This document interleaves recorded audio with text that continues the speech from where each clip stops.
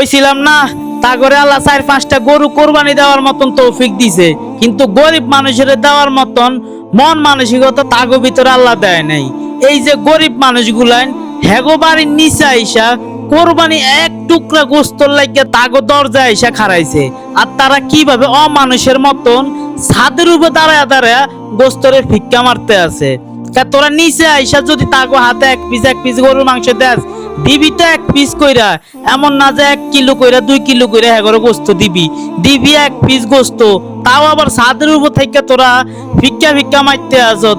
তারা এতটাই অসহায় যে তারপরও তো দুয়ারে হাত পাইতে খাড়াই রইছে এক পিস মাংসর আশা। আর তোরা কত বড় পশুর মতো মন মানসিকতা হইলে তোদের এরকম কাজ করতে পারো যে তোরা উপর থেকে মাংসরে ফিক্কা দিতে আসস। এই মানুষগুলোর কাতারে যদি তোরা একদিন দাঁড়াইতি তাইলে পরে বুঝতি যে গরিব মানুষের দুঃখ কোন জায়গার মধ্যে। পুরো একটা বছর তারা মাংস কিনা খাইতে পারে না, তোকে তোরা যায় কোরবানি ঈদ উপলক্ষে একটুখানি গোস্তর আশায় তোর কাছে যায়।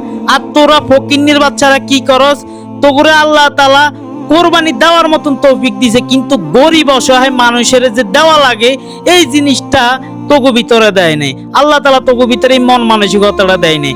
এক পিস গরুর মাংস দিবি, তাও তোরা এমন অমানুষের মতন আচরণ করস। তোরা ছাদের উপর দাঁড়ায় ওই জায়গা থেকে গোস্তরে ফিক্কা মারস, আর অসহায় মানুষগুলো হাত পাইতা ওই গোস্তটা তারপরও নেয়। তারা নিরুপায়, যদি তাদের সামর্থ্য থাকতো তাহলে ওই গোস্ত তোকে মুখের মধ্যে ফিক্কা মাইরা তারা ওই জায়গা থেকে চলে যাইতো, কিন্তু তাদের কাছে আর কোনো রাস্তা নাই। এই একটা বছর তারা অপেক্ষা করে ছিল কোরবানি ঈদ আসলে মানুষের কাছ থেকে অল্প একটু গোস্ত পাইবো, আর ওই গোস্তটাই তারা রান্না বাইরা করে খাইবো। ওদের যদি সামর্থ্য থাকতো তাইলে পরে তোদের মতো এমন অমানুষের দরজা জীবনও যাইতো না। গরিব মানুষ গরিব হইতে পারে, কিন্তু তাদের একটা ইজ্জত আছে, সম্মান আছে। এই সম্মানটা তোরা নিজ হাতে নষ্ট করে দেস। তোরা মনে কর যে তোরা অনেক বড় লোক, কিন্তু তোরা মন থেকে কতটা নিকৃষ্ট, কতটা ছোট লোক তোরা নিজেরাও জানোস না। এই ভিডিওটা সোশ্যাল মিডিয়ার মধ্যে ভাইরাল হয়েছে।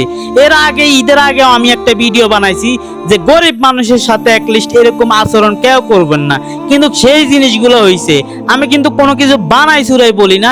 এর আগেও সোশ্যাল মিডিয়াতে আমরা এরকম অনেক ভিডিও দেখছি, এই কারণে আমি ঈদের আগে এমন একটা ভিডিও বানাই বলছিলাম, কিন্তু সেই কাজগুলো ঠিক সেম ভাবে হয়েছে।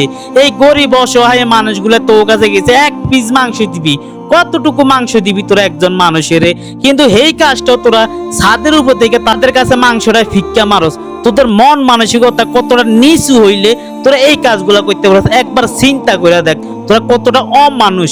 তোদের ভিতরে বিবেক বুদ্ধি কোনো কিছু নাই।